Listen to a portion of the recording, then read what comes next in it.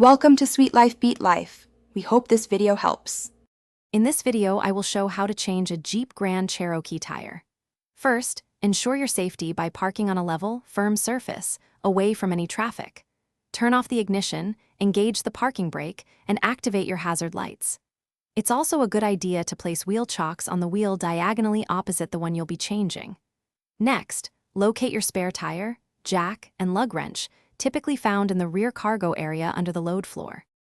Now, with the vehicle still on the ground, use your lug wrench to loosen each lug nut on the flat tire by about 1 full turn counterclockwise. Do not remove them yet. Next, consult your owner's manual to find the precise jacking points on your Jeep Grand Cherokee. Position the jack securely under the designated point. Carefully raise the vehicle by turning the jack screw clockwise until the flat tire is completely clear of the ground, allowing enough space for the spare. Once the vehicle is safely lifted, you can now fully remove the lug nuts and then carefully pull the flat tire off the wheel studs. Set it aside.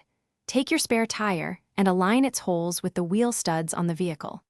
Gently slide the spare tire onto the hub. Once it's in place, hand tighten all the lug nuts back onto the studs. Make sure the cone-shaped end of the lug nuts faces the wheel for proper seating. With the spare tire hand tightened, carefully lower your Jeep Grand Cherokee back to the ground by turning the jack screw counterclockwise.